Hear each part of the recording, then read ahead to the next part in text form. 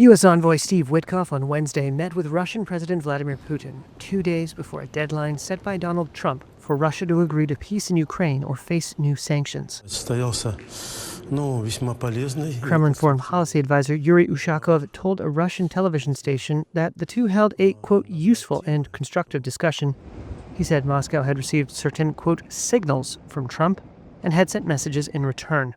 There was no immediate comment from the U.S. side.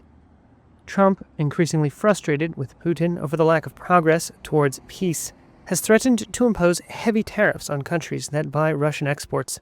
He is exerting particular pressure on India, which, along with China, is a huge buyer of Russian oil. The Kremlin says threats to penalize countries that trade with Russia are illegal. It was not clear what Russia might offer to Witkoff in order to stave off Trump's threat. 3 sources close to the Kremlin told Reuters that Putin is unlikely to bow to Trump's sanctions ultimatum because he believes he is winning the war. Bloomberg and an independent Russian news outlet reported that the Kremlin might propose a moratorium on airstrikes by Russia and Ukraine. Such a move, if agreed, would fall well short of the full and immediate ceasefire that Ukraine and the U.S. have been seeking for months, but it might have the diplomatic effect of lifting U.S. pressure.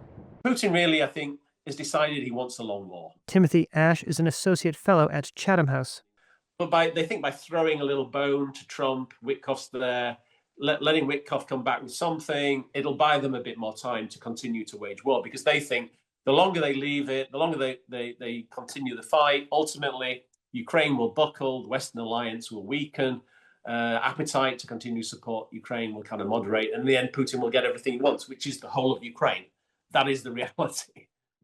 Ukraine had accepted Trump's demand that both sides agree to an immediate ceasefire, but Moscow said it sought a final and durable settlement, not a pause.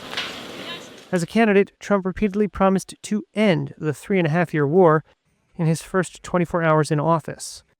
Ash said it's unclear how much stomach Trump has for pressuring Moscow. I just don't think so, because he's actually not shown so far, a desire to do anything, really hard and specific in support of Ukraine and to hurt the Russians.